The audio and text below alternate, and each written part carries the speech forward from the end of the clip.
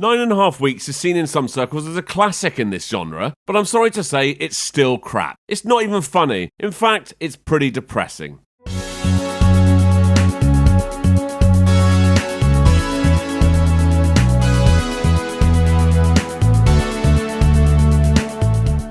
This is Elizabeth, and she works in this art gallery. Look at this guy's hair. It's her boss, who's also the mayor off Ghostbusters.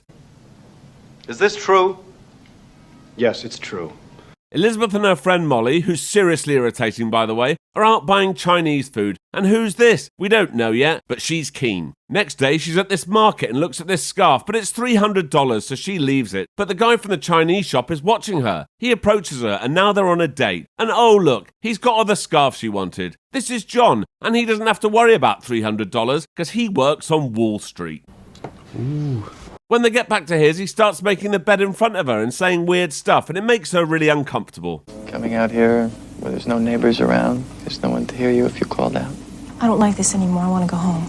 Next day at the gallery, Elizabeth has been sent flowers. They're from John, so she's forgotten about yesterday, and they're on a date again. Elizabeth is wearing a rubbish hat, and John does fun and exciting things, like leaving her at the top of a Ferris wheel and running off, and paying kids to fart the Jaws theme tune. That's it! So they go back to hers and bang. Now, the vast majority of this film is stuff I can't show. I don't know if it's the kind of thing you should be looking at. But this part involves blindfolds and ice. At work the next day, Elizabeth is telling us about an artist called Matthew Farnsworth. Nobody's ever heard of him, but she thinks he's brilliant. Then she goes up to John's apartment. He's got loads of 80s gadgets, and he gives her this gold watch. Isn't that a little soon? No, it's not. He tells her to use that watch to imagine him touching her every day at 12 o'clock. So that's now something that happens regularly, and to music. On their next date, they've moved from ice to food. This is the most famous scene from this film. I'm not really seeing the appeal of this, but apparently some people do, so whatever. Elizabeth asks John to come to a party with her and her friends, but he's like, nah, sorry, I don't want to meet any of your friends. I don't want to meet anybody. Later, he goes out with a friend and says she can stay at his and wait for him there. But when she's in his room, she rifles through all his things and finds a photo of him with another woman. So now we know that John is some sort of Lothario. He calls her and asks if she's been snooping around, and she admits it. So when he comes home, he tells her that bad girls need to be spanked. You are kidding. I'm not kidding. She gets angry about this and starts attacking him, but I'm sure you can guess where this goes. Yes, of course. So that's all forgotten now, and they're really happy, and there's this montage of them smiling and banging to Brian Ferry's Slave to Love. This song is by far the best thing in this film. She's at work now, whinging about how John's not taking the relationship seriously to her friend Molly, who, by the way, now is banging Elizabeth's ex-husband. What? It seems this is fine. She knows about it and doesn't mind because she's got John now.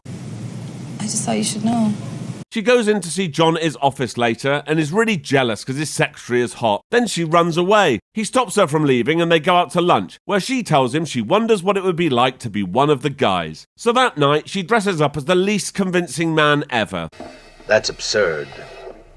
On the way home in the dark, these guys in this car see them and mistake them for two men in a relationship, so shout abuse at them. Oh my goodness.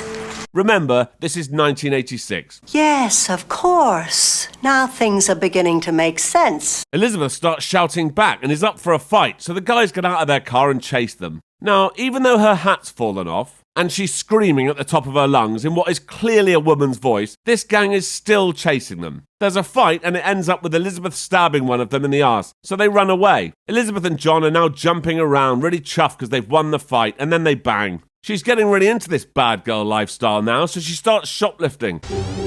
You're a very bad girl. John buys a new bed and a whip. Then they go back to his. She does a striptease for him and then they bang. So back to work. This artist Farnsworth has been really hard to track down and they have his exhibition coming up. So Elizabeth goes out to his house to see him. She finds him and he's really old and really weird. I remember to eat when I'm hungry. Now it's back to John's house. This is some sort of role play that John likes. He pretends he's a man in 1950s Chicago who can only get up for it by seeing a woman crawl on her hands and knees to pick up money. Okay. Why the city and time period are important to this game, I have no idea, but whatever, that's what the game is. When she doesn't want to play, he gets angry and aggressive. It's getting really hard at this point to tell what's a game and what's extremely worrying. It is.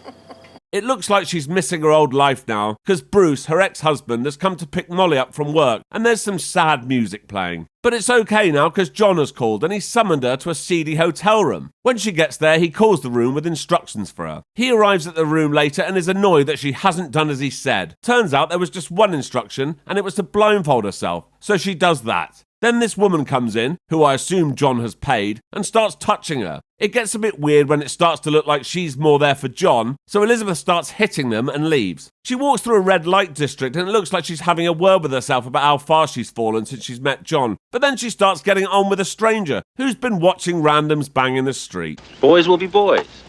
Okay, so it's exhibition time now. There are celebrities there like Ronnie Wood and others who were desperate for money at the time. But Farnsworth really isn't enjoying himself because he doesn't really like people. Elizabeth's not happy either, as she's had enough of all this John business. So that night at his apartment, she packs up her things and prepares to leave. John's like, no, don't leave. I've had loads of women, but you're probably the best. But she's like, whatever, John. You've waited too long to come out with that, and it's too late now. When she shuts the door, he says he loves her, but she's already fucked off. Oh, if only John had confessed his true feelings earlier. So that's it. She's walking the streets crying, and they're both destined to be sad and lonely.